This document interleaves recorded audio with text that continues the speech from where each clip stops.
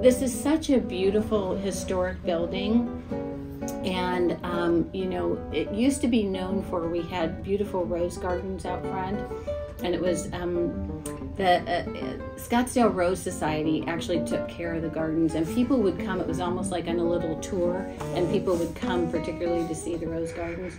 Well, the rose gardens were pretty much gone when the Rose Society kind of disbanded.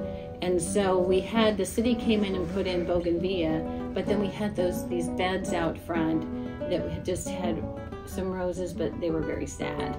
And so we thought, what a wonderful way to kind of brighten up the school and have an opportunity to, you know, kind of even reflect on the outside, you know, the wonderful creative spirit that we have on the inside by making these gardens look beautiful.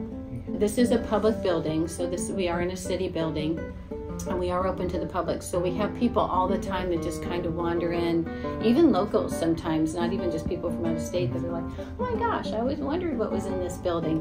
And so now I really think that that's going to even draw people in more, because you know, it's such a beautiful building anyway, and it's historic, and it's one of the few Spanish colonial buildings left. And if we have those gardens, like I said, that reflect all the beautiful creativity that happens on the inside, you know, it's a win-win. If you look at it, especially now, I mean, the rose bushes are just starting to bloom a little bit, but those beds have been overgrown. They were looking unkept.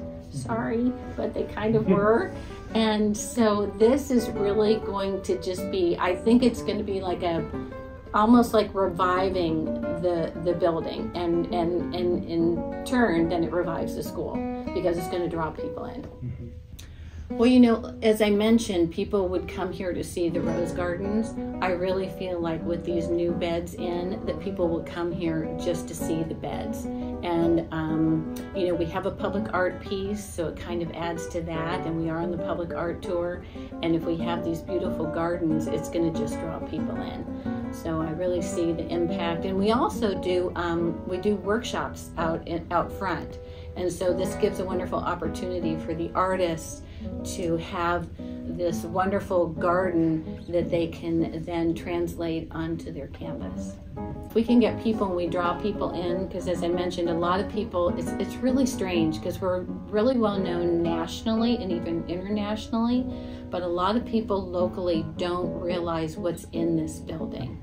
And so if we have something that kind of draws people from the outside, and then we can bring them inside and share what we do. We have opportunities for everyone, and we do have scholarships available, so we want everybody, if they have an interest, to be able to attend. But we have students anywhere from 6 years old up to, I think our oldest student was 96. So we have a youth and teen program, and then our adult program as well. Landscape painting is very popular, especially, you know, things kind of run in trends a little bit, but plein air painting is very, very popular.